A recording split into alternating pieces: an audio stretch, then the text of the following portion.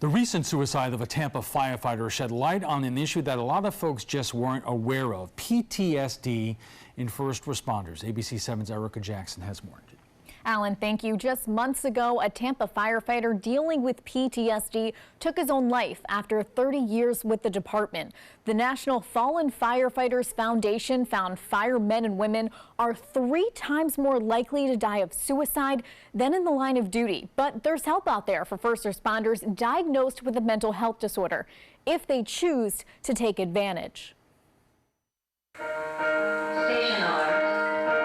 Lieutenant Jeff Ryder has heard that alarm sound thousands of times. It means Southern Manatee Fire Rescue has a call in the district, signaling its crew to respond to a vehicle accident or structure fire.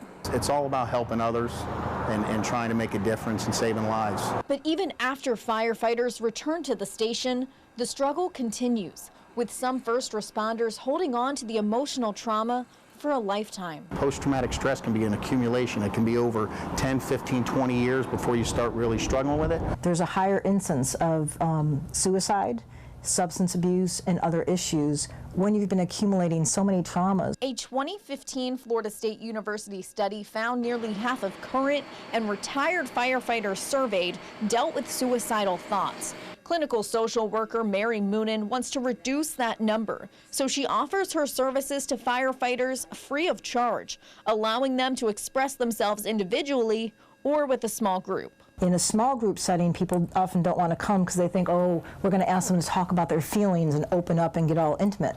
Actually, the opposite is true. What we're doing is trying to help them put a different parameter on what they experienced, but to bring down their emotional reactiveness. Moonen started working with Southern Manatee firefighters 1 decade ago, a few years after her husband began working with the district. I already know what they're talking about, so when they come in, they're not looking to search the words and for me to try to understand the lingo. We just get going. When you don't talk about it, then you start to hold it inside, and over time, that's where guys start to really struggle with post-traumatic.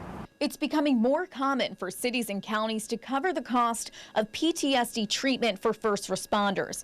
The Sarasota Police Department and Sarasota County Emergency Services cover PTSD issues under its employee assistance programs. And starting in October, new state legislation will require workers' compensation to cover first responders disabled with PTSD.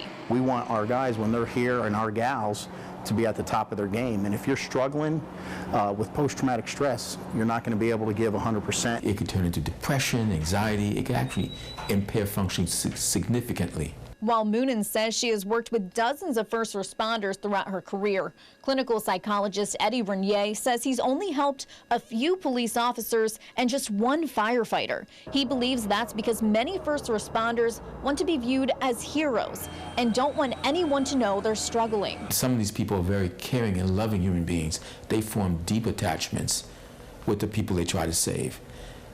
So when those people die, they leave with all the bad feelings. They are dealing with so much stress, but one of the biggest problems is they don't come to talk to anybody because they feel like, you know, I should be able to just suck this up. It's my job. A University of Phoenix study found a quarter of first responders diagnosed with PTSD have yet to receive treatment. So they're bringing stress, depression, and anxiety home with them, which impacts their personal life and daily activities. If you're suffering from anxiety or depression and you're worried about getting into a car, you're worried how to drive, you're worried to go to your job, you're significantly impaired.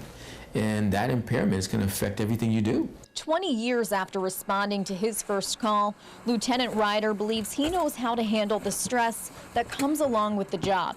But he says it's important to discuss every situation with his team because he knows just one difficult moment can trigger the symptoms of PTSD. And if we've had that tough call, I like to discuss it, give the guys an opportunity to ventilate their feelings. It helps. The firefighters we spoke with say calls involving children hit home since many of them have families of their own. But those families can also help their loved ones deal with tough situations on the job by calmly pointing out any symptoms of PTSD and suggesting they seek professional help if necessary. Erica, thank you.